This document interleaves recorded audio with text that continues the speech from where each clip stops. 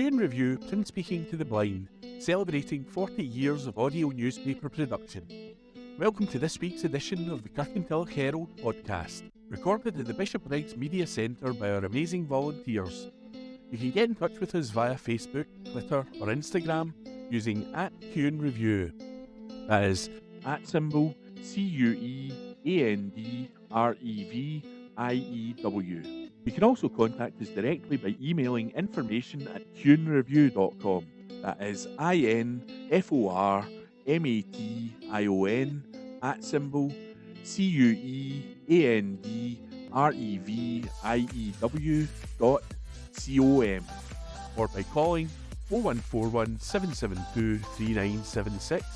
That's 0141 772 3976. This week's edition of the Kirkintilloch and Bishopbriggs Herald podcast, date Wednesday the 15th of February 2023, is brought to you by the charity Q and Review, print speaking to the blind, and recorded by volunteers Corey, Alan, Hunter and Ian. M&Co News is a big blow. Report by Julie Curry, read to you by me, Ian.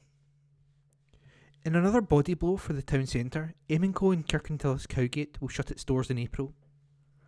The Renfrewshire-based chain appointed administrators Tenio in December. All 170 stores are to close after M&Co failed to secure a buyer, affecting 1,910 members of staff.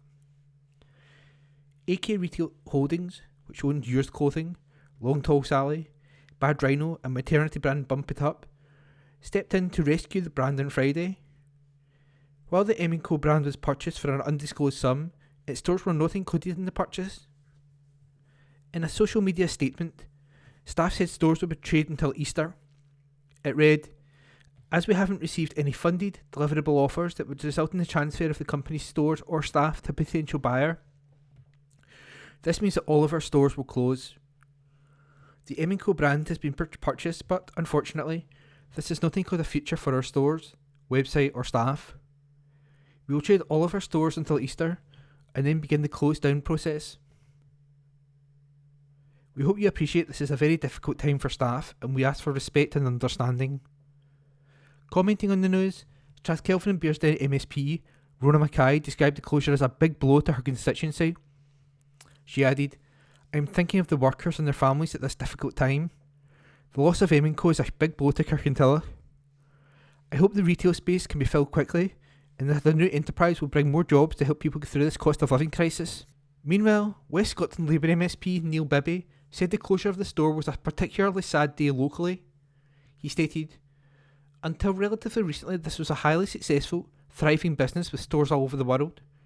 But these are incredibly tough times for the high street retailers. We should be finding ways to level the playing field with the online giants and help good businesses where it is possible with challenges like energy costs and business rates. With the closure of M&Co, many jobs in this area and hundreds across Scotland are clearly in jeopardy. I know from my own experience that these workers have provided a friendly and helpful service to their customers over many years. Even at this stage, the Scottish Government should be pulling out all the stops to protect and support those workers in the difficult months ahead." Further to this, Mr Bibby questioned the Minister for Public Finance, Planning and Community, Tom Arthur MSP, in the Scottish Parliament. Speaking in the Scottish Parliament, Neil Bibby MSP said, "M&Co has been an iconic Scottish brand and a welcome presence on our high street for decades. This is a devastating blow for the nearly 2,000 employees of M&Co throughout the UK, including around, I understand, 600 in Scotland, and those at the HQ in Renfrewshire, which is also set to close. I know from my own experience, and the Minister will as well, these workers have provided a friendly and helpful service to their customers over many years. If any industry was to lose this many jobs, the Scottish Government would, rightly, be all over it. Retail should not be any different." Mr Arthur replied, "I have given an undertaking. I am happy to consider any proposals for further action that the Scottish Government can take. With regards to a task force specifically, given that task force often respond in a place-based manner, given the disparate nature of the workforce across multiple sites, A task force in itself might not be the best means in which to respond. However, I am more than happy to meet with the member and Ms Clark as well to discuss in further detail what action could be taken. Footpath complaint. A Kirkintilloch resident has complained about the state of a popular walking route in the town. Scottsblair Avenue resident Flo Kearney said East Dunbartonshire Council needed to improve its supervision of the loaning walkway between Greens Avenue and Marina Way, as she believed it is frequently rendered unusable by water, especially during colder weather when patches of ice present risk of injury for pedestrians.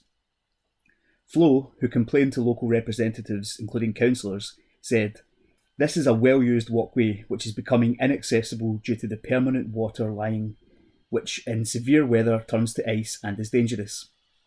Normally the water should run down the gully on the right into the drains at the bottom, but alas, as EDC have been neglectful of this area, which is pretty much the norm, the water is now being pushed to the other side as it's nowhere else to go, making it impassable at times.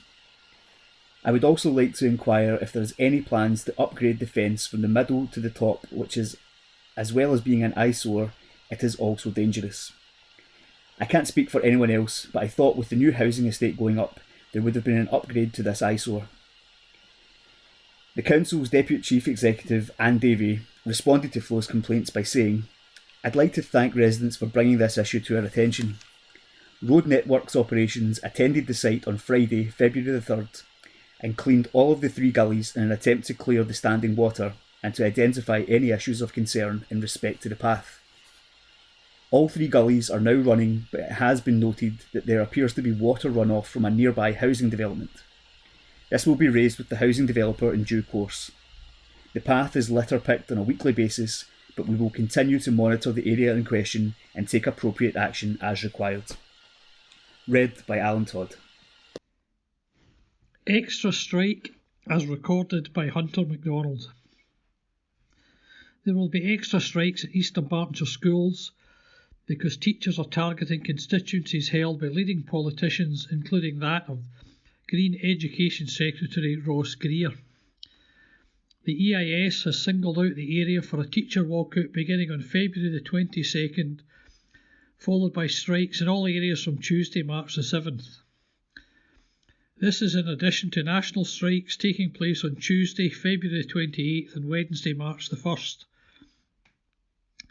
However, Mr Greer insists that the strike cannot be settled as the Scottish Government simply does not have the cash to meet the 10% pay increase demanded by teachers. He claimed Westminster has cut Scotland's budget in real terms. Holyrood can't pay out money it doesn't have. I hope the EIS will put more pressure on the UK Government. Charity seeks gardeners.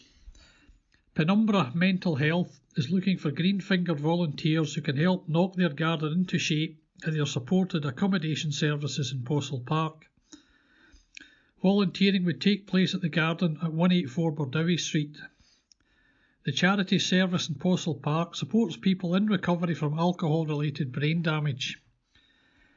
Commenting service manager Carol Kedley said, "We desperately need some budding volunteers who can help us knock our garden into the shape for the summer. We're hopeful that there might be someone or even a couple of people out there who would love to do some outdoors volunteering. You don't have to be Jim or Carol from the Beechgrove Garden, but if they apply, we'll certainly consider them for the role." Our short-term residential service here is home to the 8 people we support. A big part of their well-being and recovery is being able to use the garden space, especially in the better weather. Every summer we have a garden party, but obviously we haven't been able to do that because of COVID. If we can get some gardening volunteers, our team and the residents' well-being will get such a boost, and you never know, we might even be able to consider gathering this year, which is so great for our team, residents and their loved ones. We'd love to hear from anyone who might be looking for a fantastic volunteering role, and folk can contact me by email on west@penumbra.org.uk. MSP welcomes financial boost. The SNP MSP Rona Mackay has welcomed the news that around 4,700 households in Eastern Bartonshire will receive an automatic £50 from the Scottish Government's new winter heating payment in the coming few weeks regardless of the weather conditions. The new payment replaces the cold weather payment, a Westminster benefit administered by the DWP that only paid out when the temperature in the area fell far enough for an extended period. This meant many areas across Scotland missed out on any help at all from one year to the next because it was just not cold enough for long enough. In contrast, the new £50 Scottish payment is guaranteed to be paid to every eligible household regardless of what the weather is like. Miss Mackey said, "This really is a massive improvement for around 4,700 hard-pressed households in my constituency. The new Scottish payment is reliable because it's guaranteed every year and does not depend on the temperature turning Baltic. It means those in need will get the much-needed extra cash this month or next without having to shiver away at home, while hoping the weather stays cold long enough to trigger a payment. Last winter, no cold weather payments were made across whole swathes of the country. In total, only 11,000 people in the whole of the country received the cash from Westminster.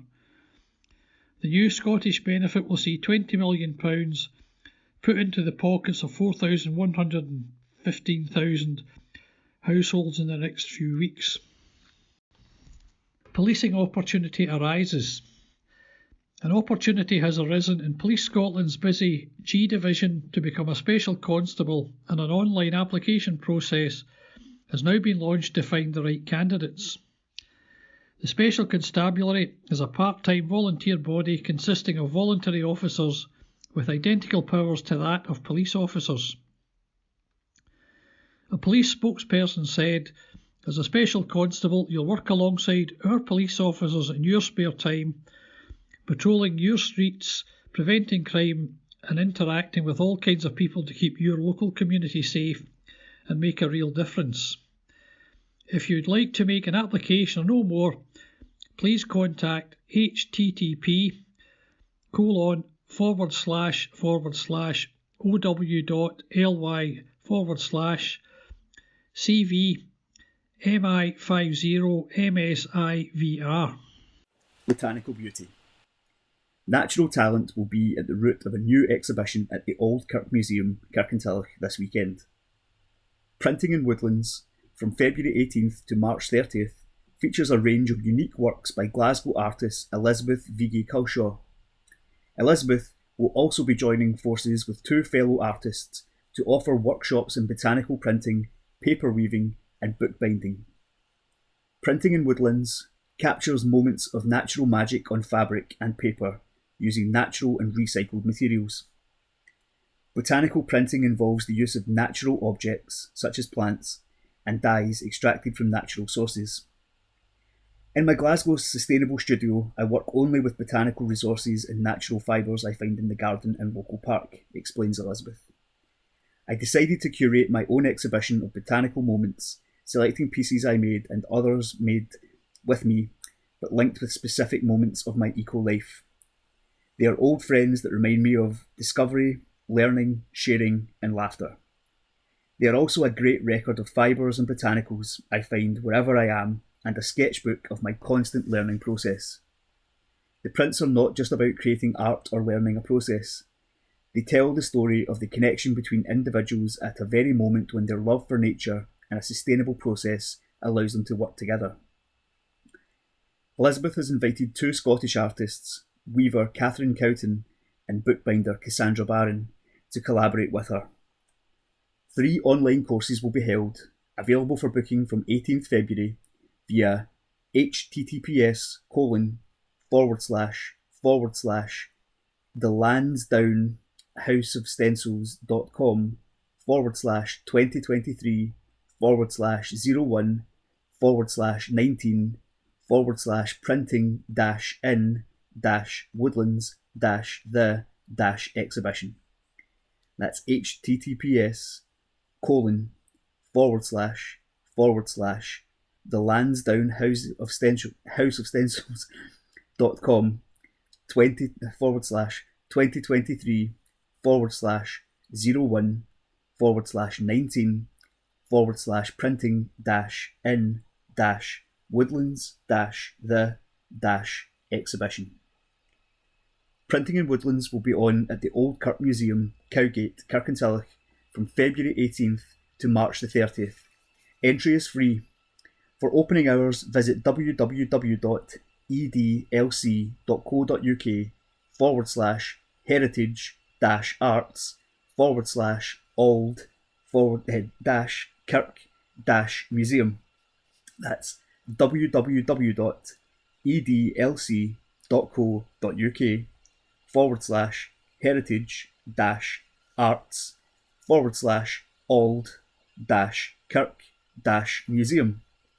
You can follow Elizabeth's Eco Adventures via www.instagram.com/Betty's Beautiful Life and https://linktr.ee/Betty's Beautiful Life. MSP praised for warning on vaping. Leading health charities ASH Scotland and Asthma and Lung UK Scotland have praised local MSP Rona Mackay for highlighting concerns over the dangers to young people of vaping during a debate in Holyrood on Tuesday, January 31st. Ms Mackay, SNP MSP for Strathkelvin and Bearsden, has joined both charities in calling on the Scottish Government to act swiftly to reduce the visibility of e-cigarettes in supermarkets and shops. Sheila Duffy, Chief Executive of ASH Scotland, said, "Most vapes include highly addictive nicotine and toxic e-liquids not safety tested." We thank Rona Mackay MSP for highlighting the upsurge in vaping by young people, driven by the popularity of cheap, sweet-flavoured, brightly coloured disposable vapes. Joseph Carter, Head of Asthma plus Lung UK Scotland, added, "As highlighted by Rona Mackay MSP, e-cigarettes, although a helpful way for many to give up smoking, are not risk-free. More research is needed on how long-term vaping can affect the lungs." Rona Mackay MSP likened the youth vaping problem to the aggressive marketing of Alcopops in the 1990s and said, "There has been an alarming rise in the number of children taking up the habit. Some as young as 7 have been found with vapes at school. Fruit-flavoured vapes in bright, so-called cool packaging designed to get youngsters hooked. Does that remind you of anything? Alcopops, perhaps?" She added, "Doctors have warned of the long-term damage to developing lungs.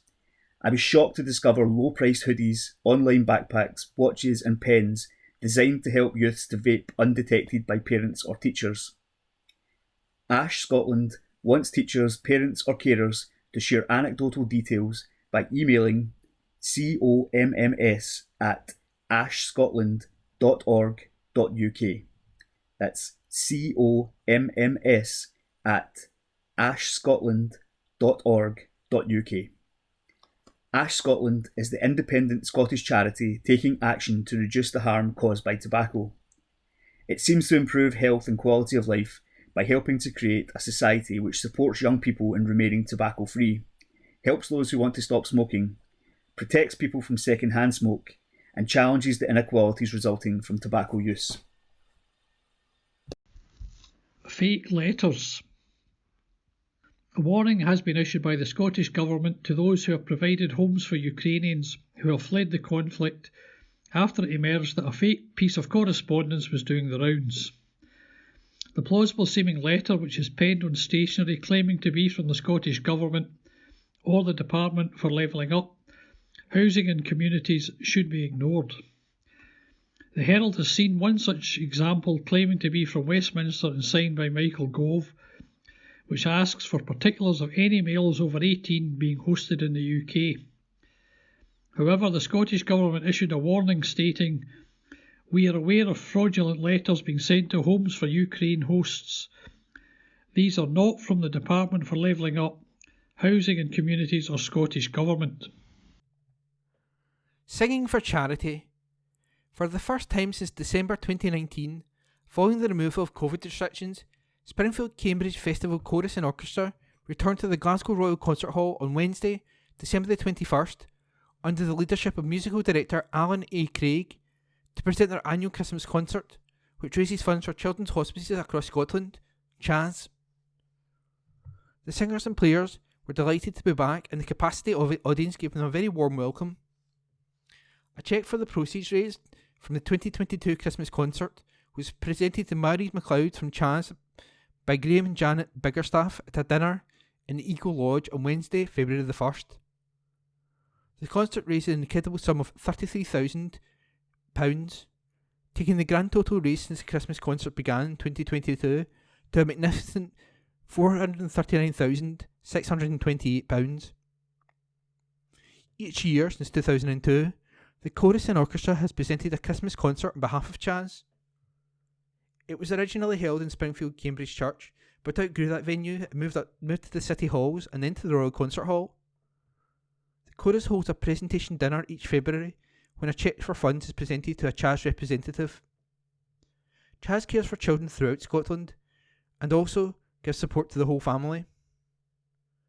Whether you're at home, in hospital or visiting Rachel or Robin House, it will give you the care and support you need when you need it.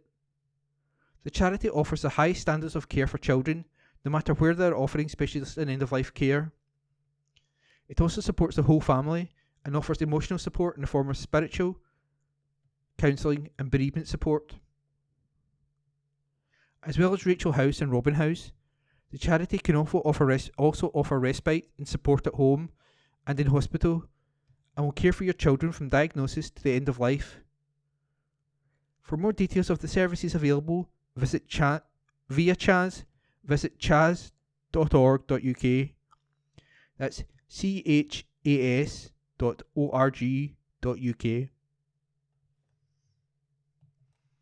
Group thanks for Stuart. Campaign group Power for People has thanked Cumbernauld, Kilsyth and Kirkintilloch East MP Stuart MacDonald for supporting a proposed new law aimed at helping community energy schemes, which have seen almost no growth in recent years. A cross-party group of 316 MPs, including Stuart MacDonald MP, lent their support to the local electricity bill, along with over 100 national organisations.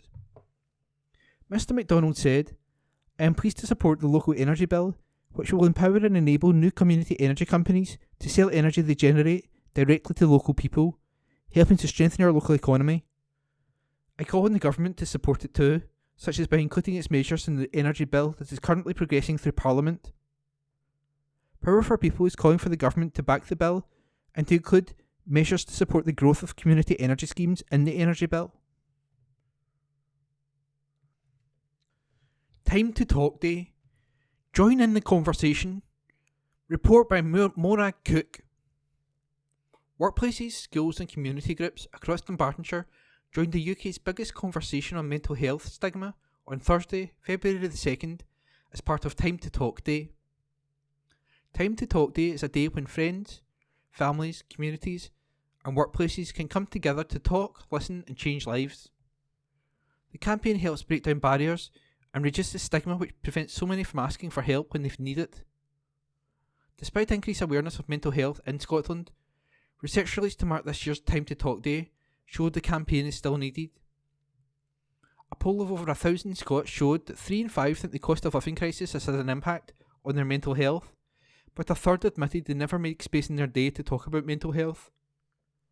When asked what makes it difficult to talk about mental health, respondents in the survey said not wanting to bother people, as there are bigger issues, worrying about being judged, and not knowing how to bring it up where all reasons people find it difficult to start a conversation. See Me, the national programme to end mental health stigma and discrimination, in partnership with Co-op, led the campaign in Scotland. After 2 years of online activity, this year's Time to Talk Day saw a range of activities and events take place across Dunbartonshire, with workplaces, schools, community groups, sports clubs, friends and family joining in to get as many people as possible talking about mental health. The Big Disability Group highlighted the importance of making space in your day to talk by organising a tea and talk drop-in event at their community hub. Meanwhile, West College Scotland made sure to signpost staff and students to information and resources. See Me volunteer, spokesperson, Antchit Bothan, says that campaigns like Time to Talk have an important role to play across Scotland. She said, Time to Talk Day is a great opportunity to talk about mental health and raising awareness. Talking openly about mental health changes people's attitudes and behaviours and enables them to support someone appropriately if necessary. People need to understand that talking about mental health is not a weakness or vulnerability. It takes courage to open up about mental health. Anyone might be experiencing a mental health problem at any point in their life. It is important that people recognise they can be there for someone who might need support. Just listening would be a good start. CME Director Wendy Halliday said, I have been so impressed with all the support we had for this year's Time to Talk Day across Dunbartonshire. Everyone has mental health, and any one of us can struggle with our own mental health at one point or another.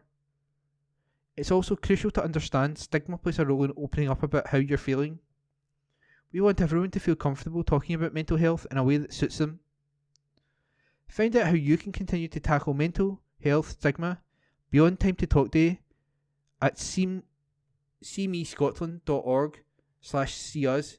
That's seemescotland.org/SEEUS. CME is Scotland's national programme to end mental health stigma and discrimination, enabling people who experience mental health problems to live fulfilled lives.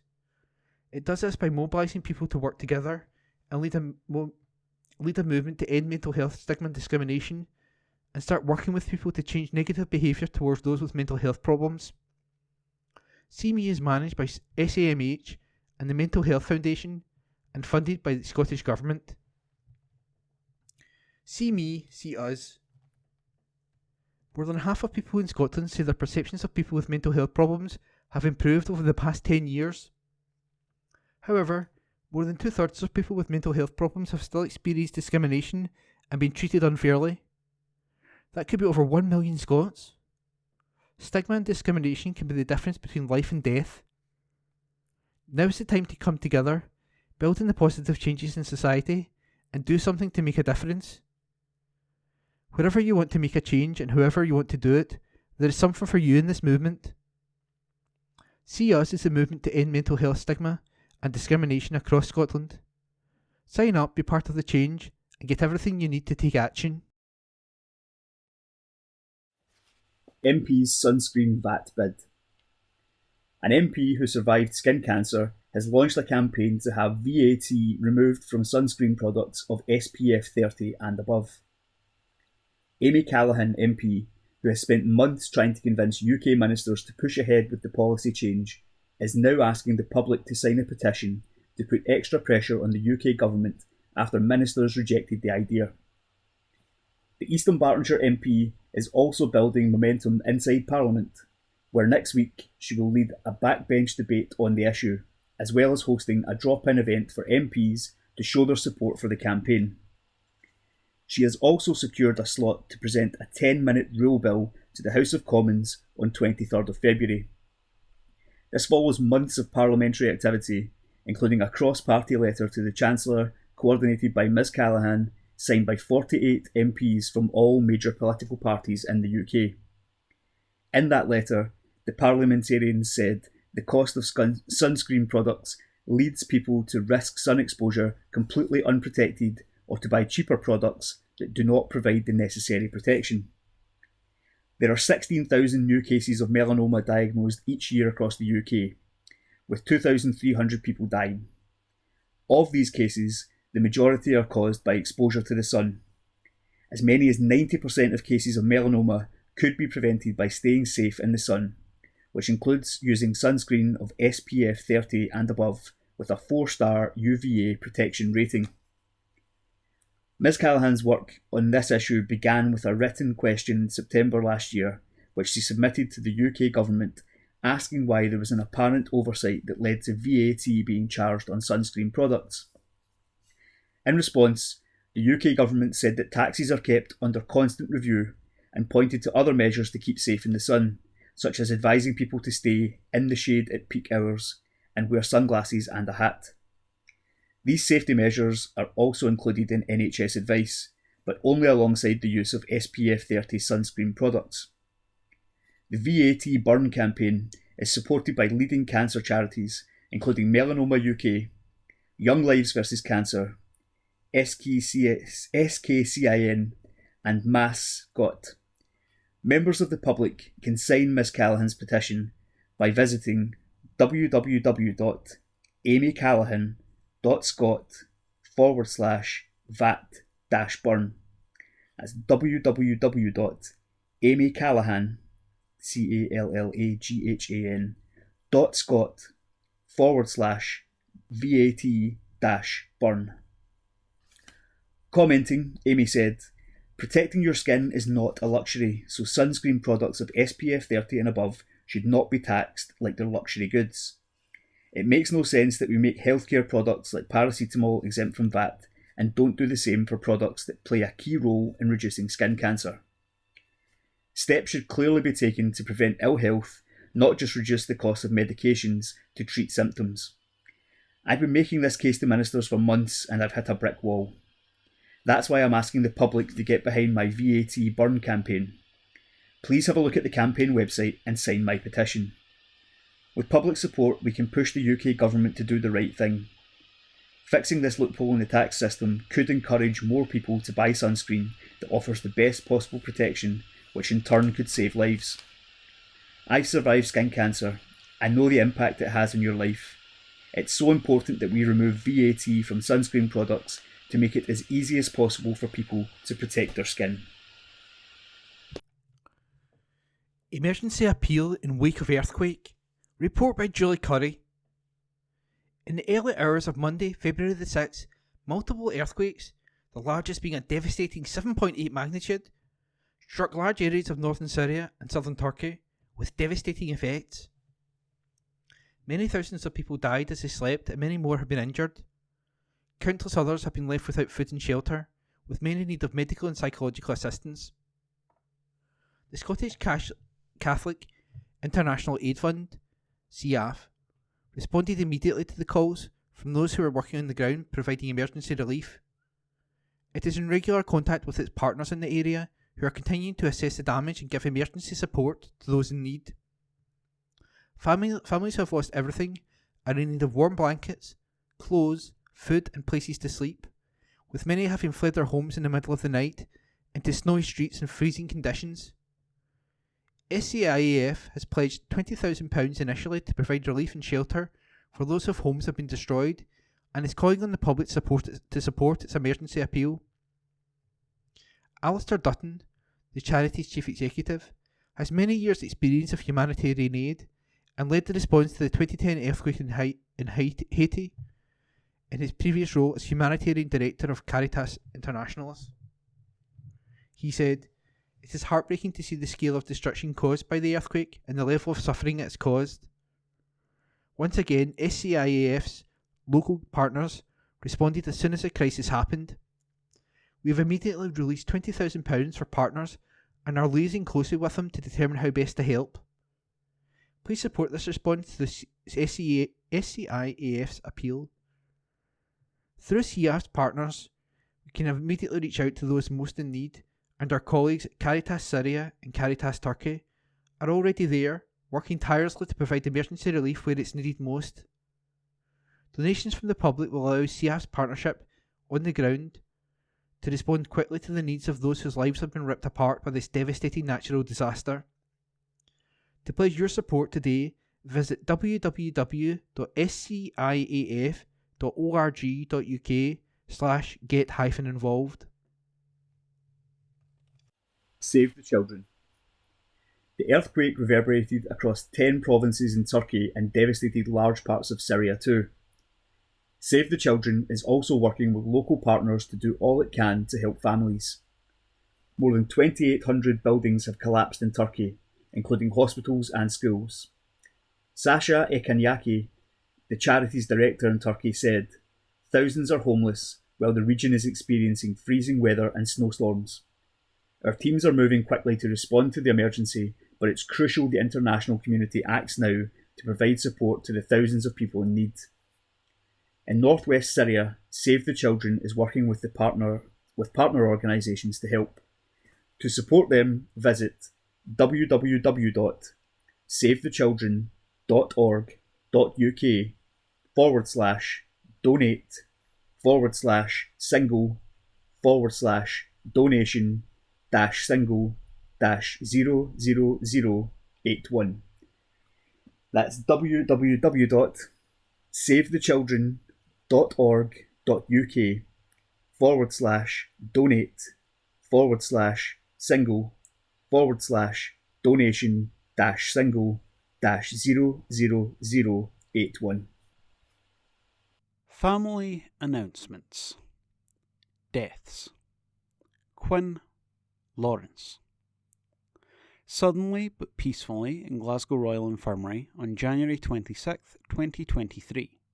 Lawrence, beloved husband of the late Elizabeth, a much-loved dad of Paul, Colin, Shannon and Lawrence, dear father-in-law of Audrey, Hazel, Stephen and Julie, adored grandpa of Christopher, Jamie, Craig, Daniel, Aidan, Sophie, Nicole, Joseph and Isabel, and the proudest great-grandpa of Ava. Funeral Mass will take place on Tuesday, February 28th, in St. Fallon's RC Church, Kirkintilloch, for 10 a.m. Thereafter to Cantor Cemetery, to which all are respectfully invited.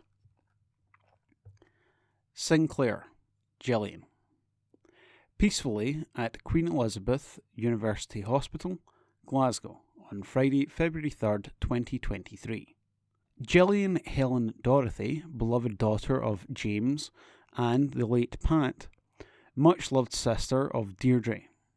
Funeral service to take place on Thursday, February 16th at Daldowie Crematorium, Broome House, arriving at 10 a.m, followed by a service of Thanksgiving at Lenzie Union Parish Church at 11 a.m. Bright colours to be worn with a hint of pink. No black, please. Family flowers only. Donations will be gratefully received in aid of Marie Curie Cancer Care and Springer Rescue for Scotland. Waralow, John. Peacefully after a long illness at Glasgow Royal Infirmary on Monday, January 30th, 2023, aged 91. Beloved husband to the late Sina and much-loved dad to Dorothy. Private funeral, no flowers, please. People power helps to tackle criminals. Crime Stopper Scotland and its youth programme, Fearless, received over 16,000 contacts from the Scottish public in the last year. As a result of anonymous information from communities across Scotland, 357 people were arrested and charged, including 5 with murder. Contacts about drug supply, manufacture and dealing continued to rise, and the charity passed on information to the police which recovered drugs worth a street value of over £500,000. Fearless saw over 58,000 young people from all across Scotland visit the charity's youth website fearless.org to report crime, 100% anonymously. From April 2021 to March 13th last year, 16,328 pieces of anonymous information were sent to Police Scotland. Some 12,709 were recorded as actionable intelligence. Thanks to police action after receiving Crime Stoppers reports, 935 positive outcomes followed, a 20% increase in the previous year, including 163 vulnerable and safeguarding issues. Angela Parker, Crime Stoppers Scotland National Manager, said, "We are continually grateful for people across Scotland who come forward and trust us with their information. From drug dealing to child harm and neglect, we hear from thousands of people concerned about crime in their communities. We are so encouraged and grateful to those who contacted our charity. Thanks to them, life is better for many, and communities across Scotland are safer." Police Scotland's Assistant Chief Constable, Gary Ritchie, said, "The annual report makes it clear that our communities remain confident in using the service provided by Crime Stoppers. The information provided anonymously helps Police Scotland officers tackle crimes that affect our citizens. We also want to acknowledge the support that Fearless provides to our young people in schools and our communities, which undoubtedly helped their resilience during the past few difficult years. We continue to work in partnership with Crime Stoppers to encourage those who may be concerned about getting in touch with us directly to call Crime Stoppers on 0800 555 111. That's Crime Stoppers on 0800 555 111, or visit its website www.crimestoppers.org.uk to make a report anonymously. Helping children. Childline counsellors delivered 1,345 counselling sessions with children in Scotland who were experiencing suicidal thoughts or feelings from April 2021 to March 2022. Adeniyi Alaid, Service Head of Childline in Scotland, said, "Hundreds of children across Scotland are struggling with their mental health. It remains the number one concern our counsellors speak to children about every day. While some are grappling with anxiety, others are experiencing depression and suicidal thoughts. Many of these children tell our counsellors they're the first person they have spoken to, and that they've not known who else to turn to." Run by the National Society for the Prevention of Cruelty to Children, NSPCC, Childline is available 24/7, on the phone, email or one-to-one chat. Visit childline.org.uk or call 0800 111. That's 0800 111. Let's talk. Kirkintilloch and Bishopbriggs Herald letters page, date Wednesday the 15th of February 2023. Please send your letters via email to kirkyherald@jnscotland.co.uk and write letters in the subject field. Regenerated Kirkintilloch Town Centre has now degenerated. Sir, the regeneration of Kirkintilloch, partly funded by the Scottish Government and National Lottery 5 years ago, brought about a welcome change to the town centre, roads and pavements appearance. With a view to overhauling the High Street in its entirety, the plan was called Master Plan, a change in Kirkintilloch Town Centre and surrounding infrastructures. Fast forward to early 2023 and take on board that the once refurbished town centre is now displaying failures in its overall High Street road condition and Caithness stone pavement appearance. One might ask why this is the case. My answer, and that of other residents of Kirkintilloch, would be that there have been failures by East Dunbartonshire Council to address such issues as they occur. They have been conveniently overlooked on many occasions, not least the High Street main road condition. From what I have witnessed, the road surface overall was displaying tarmac cracking in many areas, manhole covers and drains are sinking below the road level, and, with considerable heavy traffic flow, potholes in the road surface are clearly visible, and the recent cold snap of freezing winter weather has exacerbated the damage. Also evident is the way holes around drains, etc. are filled in by council operatives. This is already making the High Street road surface a patchwork finish. With this in mind, it won't be long before this road will lose its original new appearance once and for all. What a disappointment for the residents of Kirkintilloch. Is East Dunbartonshire Council willing to investigate the above issues and take responsibility for what we are witnessing in our new town centre? Yours, etc., Phil Webb, Kirkintilloch. Powerful voices speak out against the assisted dying bill. Sir, thank goodness that high-profile and respected politicians and church leaders have spoken out in opposition to the assisted dying bill proposed by Liam MacArthur, MSP. The media overall, and a well-funded advertising campaign by supporters of the bill, such as Dignitas, have emotional and no doubt well-meaning horror stories of dying loved ones to persuade us that the death on demand is morally right and should be legally recognised. It disturbs me, and many fellow nurses and doctors, that there are caring, experienced professionals who have a sense of foreboding if this bill is passed. As a retired nurse with years of experience in caring for the dying, and later as a health visitor who has seen how manipulative families can be to vulnerable members of their families, there can be no safeguards that would be effectively sound. I urge doctors and nurses who are reluctant to speak out publicly about their deep concerns regarding the assisted dying bill to take courage and make their voices heard before it is too late.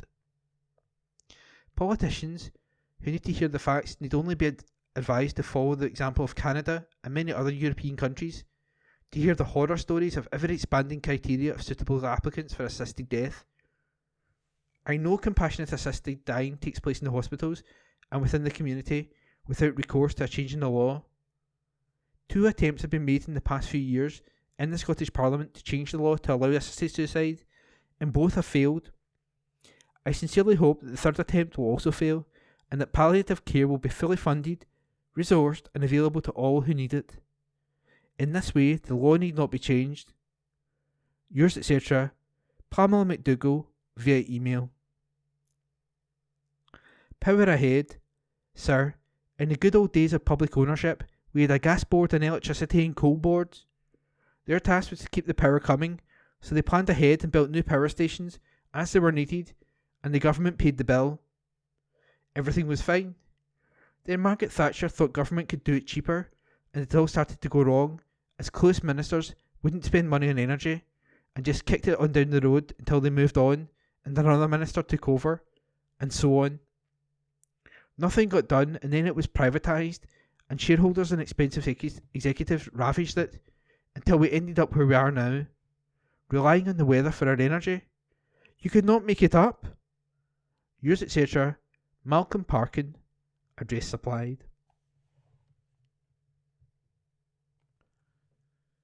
Pinewoods could be the last generation. Report by Julie Curry. Most of Scotland's globally unique Caledonian pinewoods are on the knife edge and could become the last generation in a line stretching back to the Ice Age. A 4-year analysis by the Trees for Life found that high deer numbers, spread of non-native conifers, lack of long-term management, and climate breakdown are major threats to the pinewood's survival. The woodlands form a rich habitat found nowhere else in the world, and some are thousands of years old. They are at home to declining wildlife such as red squirrels, capercaillie, and crossbills. Trees for Life believes urgent action needs to include dedicated and easily accessible long-term funding, so private landowners can save and restore their pinewoods and look after them in the future. The rewilding charity is also calling for a full implementation of proposed measures to reduce deer numbers, as well as action to allow the pinewoods to expand into cooler areas, such as higher up mountains, in response to climate change. Steve Micklewright, the charity's chief executive, said, "Our findings are an alarm bell for Scotland's Caledonian pinewoods, which are such an important part of the country's culture and environment. The majority of the surviving fragments are now on a knife edge, and bold action is needed to save them from being lost forever. An approach backed by the Scottish Government is urgently needed to save, expand, connect up these precious woodlands before it is too late. Just 42,000 acres of the original pinewood survive, scattered across the highlands from Loch Lomond to Ullapool and eastwards to Glenfirrick near Aberdeen. In one of the most comprehensive surveys of the pinewood ever undertaken, the team carried out detailed studies of more than 1,200 half-acre plots across the sites. Scotland's national tree, the Scots pine, was found to be in serious decline at a quarter of them. Deer are having an impact in around 2/3 of the plots, eating pine saplings, stripping vegetation, and causing some pinewoods to be replaced by birch. Non-native conifers, originally planted in the 1950s, are still present in 1/3 of the plots, mainly Sitka spruce, which crowded out and slowly kill Scots pine. James Rainey, Trees for Life senior ecologist who led the study, said, "In the worst cases, the pinewoods have suffered non-native conifer planting or fire, followed by grazing pressure, with the impacts of climate breakdown a growing threat. These pinewoods should be playing a key role in Scotland's fight back against the climate and nature emergencies, but right now, most are on their last legs. It's not too late to turn this around, but that means seriously stepping up restoration and rewilding action." Partner organisations in the project were Forestry and Land Scotland, Nature Scot, Scottish Forestry, Scottish Land and Estates, and Woodland Trust Scotland. The findings will be used by Trees for Life to develop a follow-up project with landowners and managers for practical action to protect, expand and reconnect the most threatened pinewoods. Additional conservation is already underway at 12 sites. Payments to help with cost of living. Almost 700,000 families in Scotland will receive the first of 5 cost of living payments hitting their bank accounts this spring. The first payment, for £301, will be paid to the most vulnerable households, including pensioners and disabled people. Over the course of 5 payments, the total amount granted to each household will be up to £1,350. Mel Stride, Work and Pensions Secretary, said, "These direct payments will help people right across the UK over this year and the start of next, as we continue to provide consistent, targeted and substantial support for the most vulnerable. Our wider support package, including the energy price guarantee, will ensure every household is being helped throughout this period of high inflation caused by Putin's illegal war and the aftershocks of the pandemic.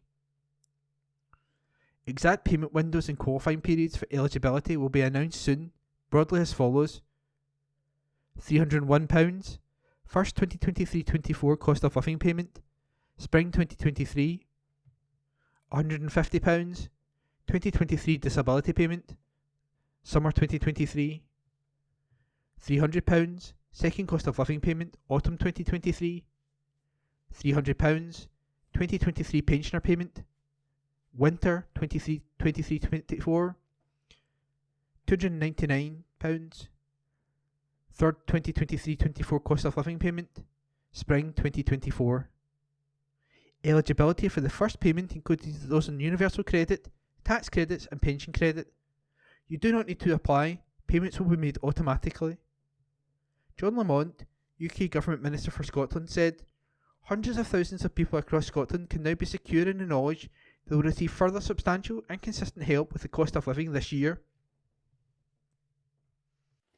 Nominate your Moggy for a top award. Cat lovers have just 2 weeks left to enter their favourite furry friend into this year's National Cat Awards.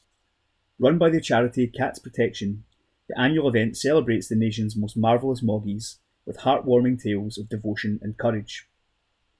Owners have until noon, February the 24th, to nominate their cat in one of 4 categories.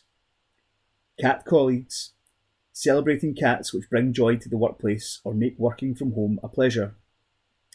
Family forever, recognising cats that make a family complete, whether they're a child's best friend or a comforting sofa buddy. Moggy Marvels, jaw-dropping stories of survival, heroism and companionship. Social Star, paying tribute to cats who spread joy on social media. John May, Cats Protection Chief Executive, said, "Every year we're amazed by the incredible entries we receive to the National Cat Awards. Owners can nominate their cats in any of the 4 categories to be in with a chance of winning an award. The good news for cat lovers is that they don't even need to own a cat to get involved. If your favourite feline is a YouTube star or TikTok sensation who helps us all learn about cats and their needs, then you can nominate them in our Social Star category to get them the recognition they deserve. Winners will be selected in a public vote and by a panel of judges before being announced during a ceremony at London's Wilton's Music Hall on July 17th. To nominate your cat, visit www.cats.org.uk/national-cat-awards. That's www.cats.org.uk/national-cat-awards by noon on Friday, February 24th. Great days out across Scotland. Report by Julie Curry. Scots are being encouraged to support the tourism industry by experiencing a day out across the country. A campaign by Visit Scotland, in partnership with Historic Environment Scotland, HES, and the Association of Scottish Visitor Attractions, ASVA, is promoting discounted tickets to more than 60 participating properties across the country. People are being encouraged to take advantage of the ticket incentive scheme and to help provide a boost for the local tourism industry during the traditionally quieter winter months. Neil Christiansen, Visit Scotland's Regional Director, said, "Visitor attractions play an important role in the tourism industry and local communities across Scotland. We know the cost of living is having an impact on spending habits, and, by taking advantage of the discounted tickets on offer, families can have a great day out in the city and beyond and help support their local tourism industry. This activity will help stimulate new bookings during the quieter winter months, helping to rebuild our valuable visitor economy. Tourism is a force for good. It creates jobs, sustains communities and contributes significantly to the economy. The campaign was launched in October and will run until the end of March to support the ongoing recovery of tourism. A dedicated Days Out in Scotland page at www.visitscotland.com showcases 62 paid and free visitor attractions, outdoor adventures and tours on offer throughout the country. More than 1,200 tickets have been sold across Historic Environment Scotland participating sites using the Great Days Out code online, which offers children's tickets for £1 until the end of March.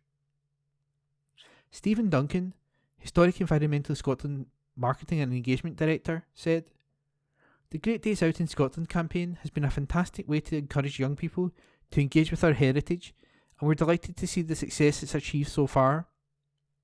With the Kids for a Quid offer running until the end of March, we hope to see even more young visitors taking the opportunity to explore our winter sites across the country for just £1.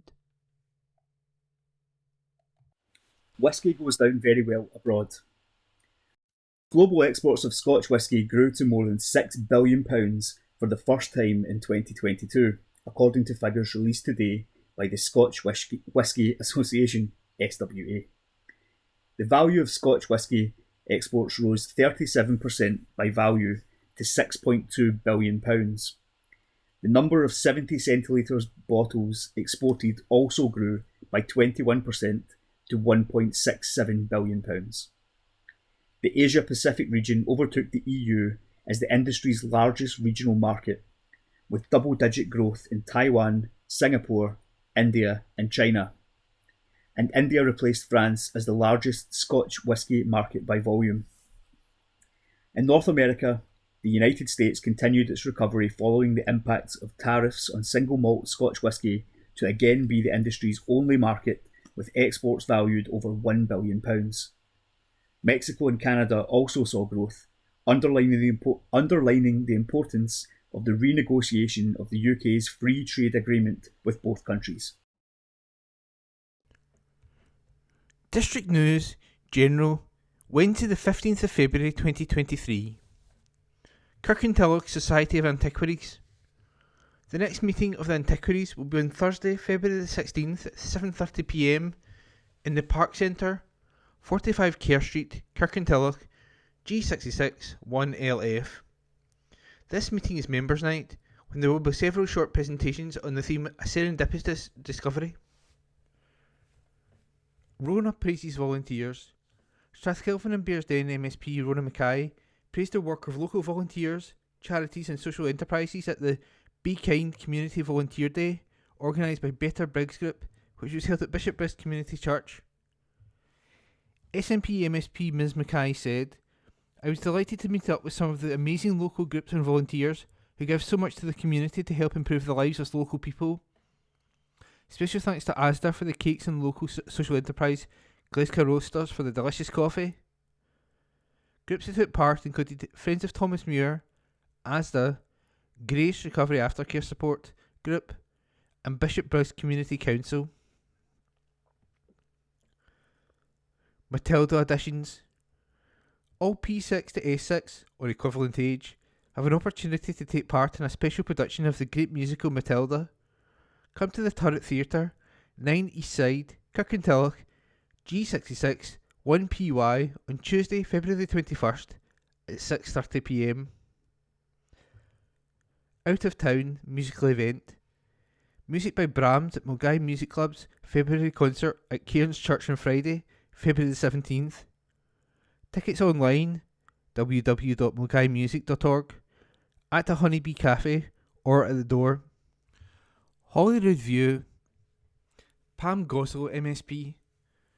Scottish Conservative and Unionist MSP for West Scotland, Pam Gossel has warmly welcomed the UK Government's latest package to support people in Eastern Bartonshire with the cost of living crisis. Pam's call comes after the UK Government confirmed the schedule for 5 cost of living payments through the 2023-24 financial year. Almost 700,000 families across Scotland who are in means-tested benefits will automatically receive a payment of £301 in the spring, followed by similar instalments next autumn, winter and spring.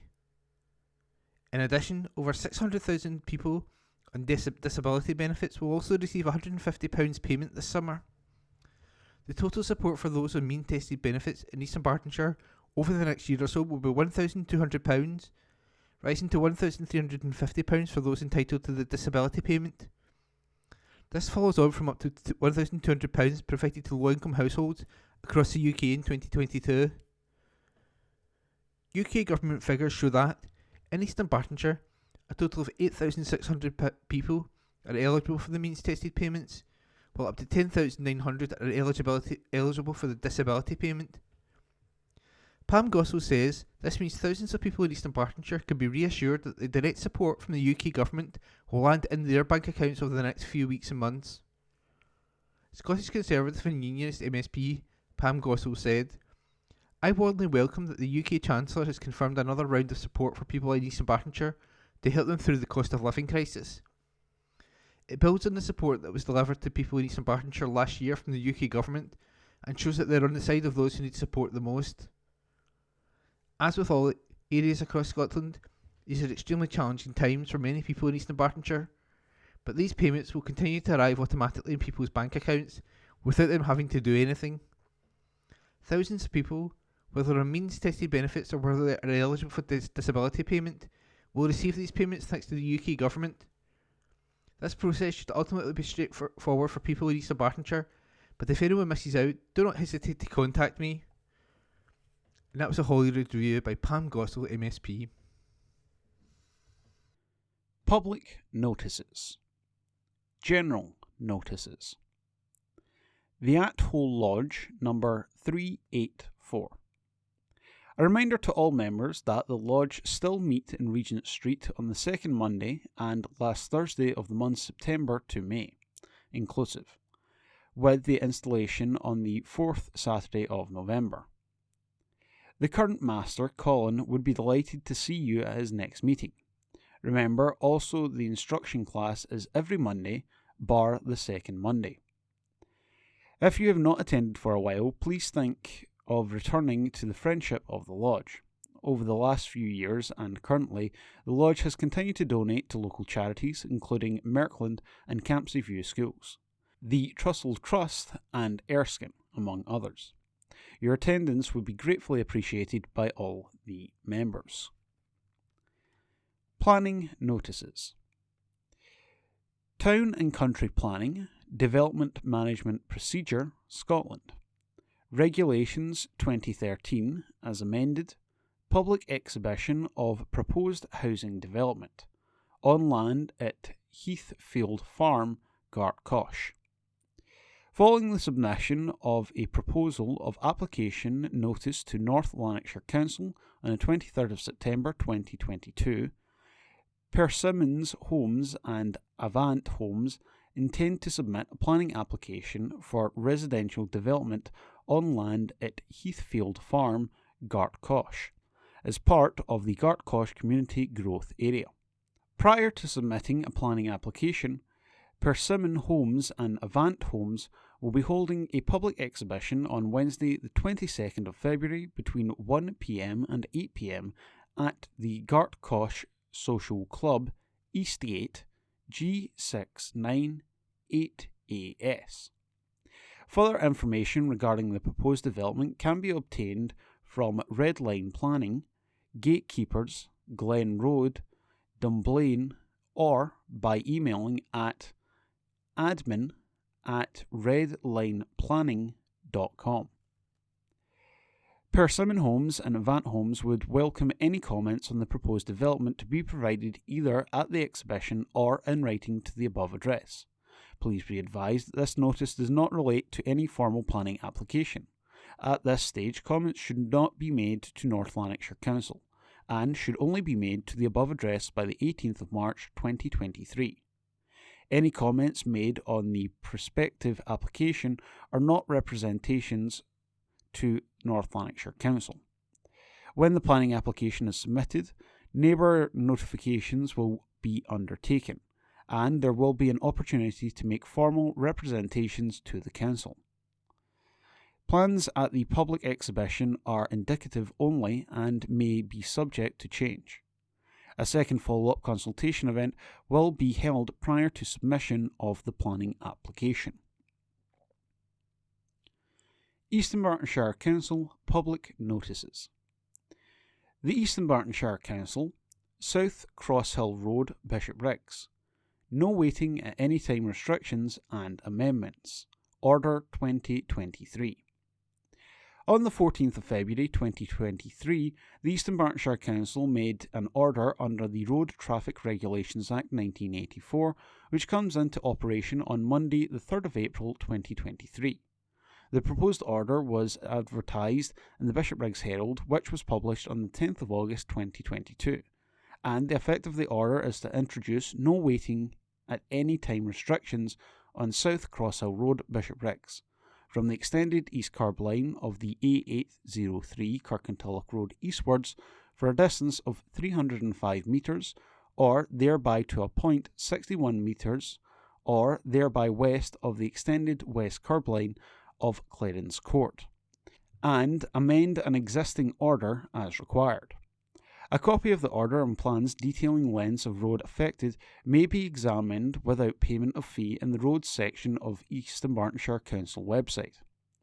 Telephone inquiries to 0300 123 4510. Any person wishing to question the validity of the order or any provisions therein on grounds that the order is not within the powers conferred by the Road Traffic Regulations Act 1984, or on the grounds that any requirement of that Act or any relevant regulation made thereafter has not been compiled with in relation to the order may, within 6 weeks from 14th of February 2023, make application to the Court of Session for this purpose. Karen Donnelly, Chief Solicitor and Monitoring Officer, Executive Officer, East Dunbartonshire Council Headquarters, 12 Strathkelvin Place, Kirkintilloch, G66 1TJ. The East Dunbartonshire Council, Bishopbriggs, Kirkintilloch, Lennoxtown, Lindsay, Milton of Campsie, Torrance and Twecker. Electric Vehicle Charging Places, Order 2023. On the 14th of February 2023, the East Dunbartonshire Council made an order under the Road Traffic Regulations Act 1984, which comes into operation on Monday the 3rd of April 2023. The proposed order was advertised in the Kirkintilloch Herald and Bishopbriggs Herald, which were published on the 14th of November 2022, and the effect of the order is to introduce designated electric vehicle charging places in Bishopbriggs, Kirkintilloch, Lennoxtown, Lindsay, Milton of Campsie, Torrance and Twecker, as detailed in the schedule below. A copy of the order and plans detailing the lengths of road affected may be examined without payment of fee in the roads section of the East Dunbartonshire Council website. Telephone inquiries to 0300 123 4510. Any person wishing to question the validity of the order or any provisions therein on grounds that the order is not within the powers conferred by the Road Traffic Regulations Act 1984, or of any regulation made thereunder has not been compiled with in relation to the order may, within 6 weeks from 14th of February 2023, make application to the Court of Session for this purpose. Karen Donnelly, Chief Solicitor and Monitoring Officer, Executive Officer, East Dunbartonshire Council Headquarters, 12 Strathkelvin Place, Kirkintilloch, G66 1TJ.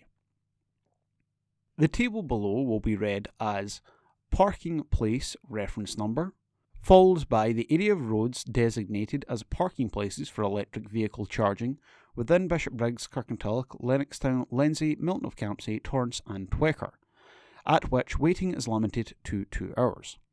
And the third part is the maximum number of parking bays. Parking Place Reference Number 1. Bishopbriggs. That part of the lay-by located on the northwest curb line of Beach Road, which has a width throughout of 6 metres, and which extends to the extended south-west curb line of Beach Place, south-westwards for a distance of 5 metres. Maximum number of bays, 2. Parking place reference 2. Bishopbriggs. That part of Bishopbriggs Leisure Car Park which extends from a point 19 metres south of the extended south curb line of the access road southwards for a distance of 10 metres, and which is bounded on the east side by the curb line and which has a width throughout of 5 metres. Maximum number of bays, 4. Parking place reference number 3. Kirkintilloch. That part of the north side of Donaldson Street which is located 37 metres east of the extended east curb line of McBride Avenue, and has a width throughout of 2 metres and extends eastwards for a distance of 24 metres. Maximum number of bays, 4. Parking place reference 4. Kirkintilloch. That part of the south side of East Side which is located 44 metres north-east then east of the centre of East Side roundabout, and which has a width throughout of 6 metres and extends eastwards for a distance of 5 metres. Maximum number of bays, 2. Parking place reference number 5. Lennoxtown. That part of the south-west side of the A891 Main Street, which is located 58.2 metres northwest of the extended northwest curb line of School Lane, and has a width throughout of 2.5 metres and extends north-westwards for a distance of 12 metres. Maximum number of bays, 2. Parking place reference 6. Lenzie. That part of the south side of Alexandra Avenue, which is located 5 metres west of the extended west curb line of Victoria Road, and which has a width throughout of 5 metres, and which extends westwards for a distance of 5 metres. Maximum number of parking bays, 2. Parking place reference 8. Torrance. That part of the east side of Queen's View, which is located 95 metres east then south of Charlotte Avenue, and which has a width throughout of 2 metres and which extends southwards for a distance of 12 metres. Maximum number of parking bays, 2. Parking place reference number 9. Twecker. That part of the Twecker Healthy Living and Enterprise Centre car park, which is located 88 metres west then south, then southwest of the extended west curb line of Main Street, and extends southwards for a distance of 5 metres, and which is bounded on the south side by the curb line, and has a width throughout of 5 metres. Maximum number of parking bays, 2.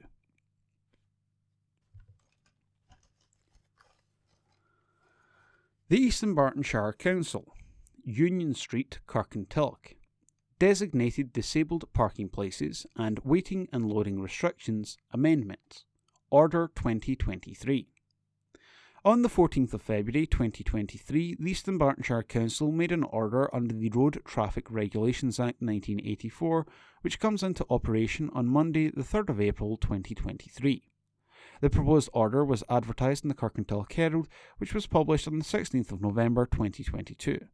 And the effect of the order is to amend the existing 1. No waiting and no loading at any time, 2. No waiting at any time, 3. Waiting limited to 2 hours, 8 a.m. to 6 p.m, Monday to Saturday with no return within 1 hour, and 4. Designated disabled parking spaces with waiting limited to 2-hour restrictions, which are on Unions Street, Kirkintilloch. A copy of the order and plans detailing the lengths of road affected will be examined without payment of fee in the Roads section of the East Dunbartonshire Council website. Telephone inquiries to 0300 123 4510. Any person wishing to question the validity of the order or any provision therein on grounds that the order is not within the powers conferred by the Road Traffic Regulations Act 1984, or on the grounds that any requirement of the Act or any relevant regulation made thereafter has not been compiled with in relation to the order, may within 6 weeks from 14th of February 2023 make application to the Court of Session for this purpose. Karen Donnelly, Chief Solicitor and Monitoring Officer, Executive Officer, East Dunbartonshire Council Headquarters, 12 Strathkelvin Place, Kirkintilloch, G66 1TJ. Members' surgeries. Councillors' arrangements for interviewing residents. Ward 5, Bishopbriggs South, Gordon Low. 18th of February 2023, Bishopbriggs Academy. 10 a.m. until 10:45 a.m. Dining area. 18th of February 2023, Bishopbriggs Library and Community Hub. 11:15 a.m. until 12 noon.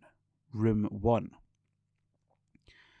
18th of February 2023, Auchnairn CE Centre. 12:30 p.m. to 1:15 p.m. Room 1. Ward 5. Bishopbriggs South, Councillor Ben Rose.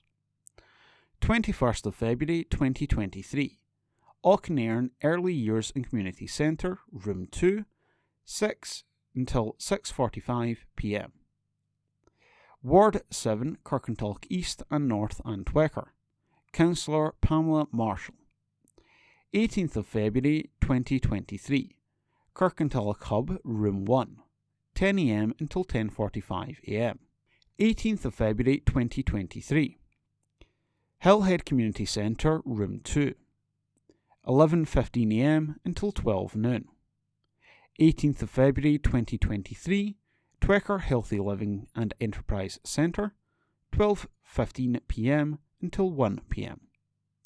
Between surgeries, counsellors can be contacted at the Members Support Unit on 0300 123 4510. Planning applications. TP ED 220810. Culteen, Auchnairn Road, Bishopbriggs, East Dunbartonshire, G64 1UR. Erection of 1.5 storey replacement dwelling and detached garage. Regulation 20, 21 days. The application plans and other documents can be viewed online through the Council's website. The current restrictions on non-essential office work associated with the coronavirus pandemic means that plans cannot be viewed in Council offices as normal. Written comments may be made within the above period to the Council through the Council's website, or to the above address. Any representations will be treated as public documents and made available for inspection by interested parties and may also be published on the Council's website. A Lesson Learned. An article by Brian Newell and read by me, Corey. It was Rossville's big day on Sunday as they welcomed reigning SWPL1 champions Rangers to Petershill Park in the Scottish Women's Cup. While the result may not have been what they had hoped for, as the visitors ran out 13-0 winners, it provided the Rossville side with valued experience. In the biggest game in the club's history, it gave the home side an idea of the quality involved to play at the highest level as they seek to win promotion to SWPL2 this season. Members of the under 8s, 10s, 12s and 14s academy teams helped walk the players out and acted as ball girls. Once the action got underway, Rangers took the lead after 5 minutes as Lizzie Arnott timed her run to slot past Rachel Docherty. It became 2-0 as Docherty's saved Arnott's powerful effort, but the rebound fell to Jodie McCleary and then Kirsty McLean found the top corner from 25 yards. They went 4-0 ahead in the 22nd minute as Jenny Danielson touched the ball in from close range, and Colette Kavanagh drilled in the 5th.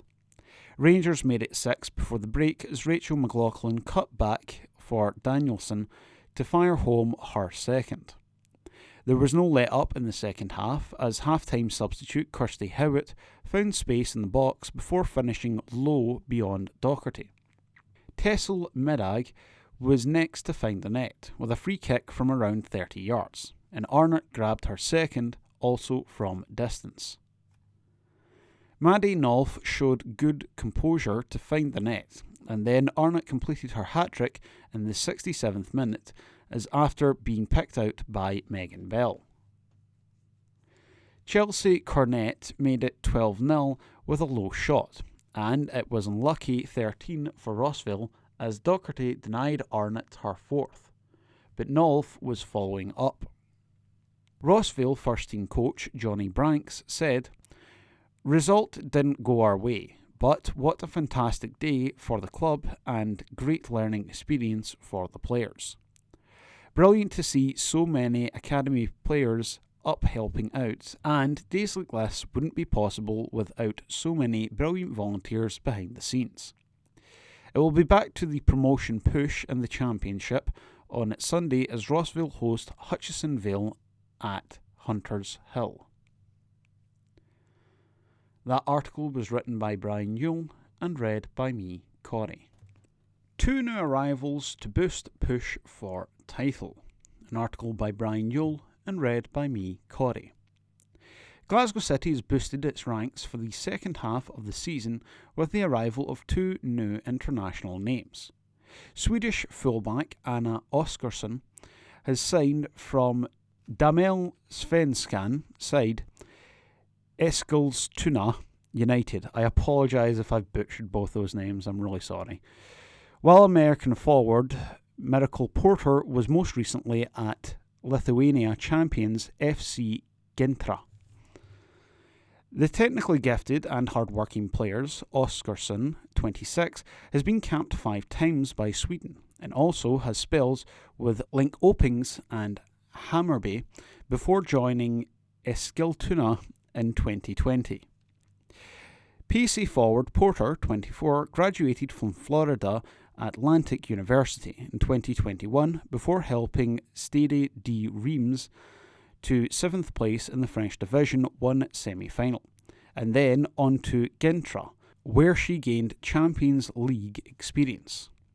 Oskarsson is excited to nest herself outside of her native country for the first time. She said, "I'm so happy to be here, and I'm really excited. I've only played in Sweden, so I was curious to try something new, a new league and a new country. I got really good first impressions of how professionally the club was run, and its high ambitions are in line with my own. I haven't played football in a few months, so I'm excited to get going now. I want to continue my development, win the league and have fun, but I know we have to put in the hard work, and it would be really cool to hopefully play in the Champions League." Porter was keen to join another side who could offer her the potential for Champions League football. She said, "I'm stoked for the opportunity and happy to be here as I start this new journey. With Glasgow City being a Champions League team, I felt this would be a good challenge and put me in a pretty good place. Champions League definitely factored into my decision, but seeing the level here really caught my eye, as I wanted to play at a more challenging level than my last team. City are challenging for trophies, and that is exciting. It is always nice knowing you're coming to a team who are going to win. No one wants to be on the losing team." The 2 new faces follow the recent arrival of South African midfielder Linda Mothalo, as well as the pro signings of Sophia Martin and Lisa Forrest. City were in action last weekend as Emily Whelan, Jenna Clark and Lauren Davidson were on target in a 3-0 win away to Hearts, before they progressed into the quarter-finals of the Scottish Cup on Sunday with a 5-0 win at home to Aberdeen. Oskarsson started the march to make her City debut, but the hosts were 3-0 up courtesy of an early strike by Priscilla Chinchilla and a double from Mered Fulton before Porter was introduced in the 70th minute. The American made an immediate impact, taking just 4 minutes to find the back of the net as she headed in a Fulton free kick, before young Martin rounded off the scoring. West Park United's trip to Athena Glasgow Women's in the SWFL West was postponed and will be back in action on Sunday as they host Clydebank Ladies. That article was written by Brian Yule and read by me, Corey. Chasing pack remain hot on Renfrew's heels.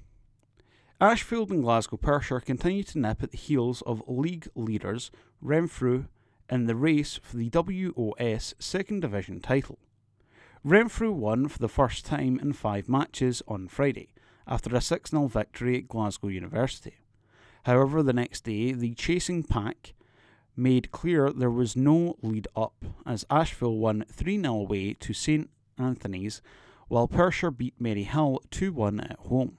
Ashfield boss Michael Oliver told the club's YouTube channel, "We knew it was going to be tough, and I thought for the first 15/20 minutes they were the better team. It took us a while to get to grips with it.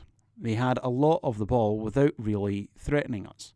And even though we went in 0-0 at half-time, I thought the chances and the goals would come. That was the case as we scored a couple of goals early on, and to go on and win as convincingly as we did is really pleasing." Ashfield will now have the chance to go top on Saturday as they host Renfrew. Kirkintilloch Rob Roy won for the first time since Kevin McGoldrick took over, winning 2-0 at Troon in the Premier Division. But Petershill lost 2-1 at Clydebank. Rossville beat St Roch's 2-1 in the First Division, while Rossville Academy went down 6-0 to 4th Division leaders Kilsyth Athletic, and West Park United won 3-0 at home to BSC Glasgow. Fixtures: Premier League Division, Rob Roy versus Auchinleck Talbot, Petershill versus Arthuli. First Division, Thornywood United versus Rossville. Second Division, Pershore versus Kilsyth Rangers. Ashfield versus Renfrew. Fourth Division, BSC Glasgow versus Rossville Academy. West Park versus Thorn Athletic. That concludes this week's edition of the Kirkintilloch Herald podcast. Please remember to subscribe to our channels at Tune Review and to tell your friends about our service.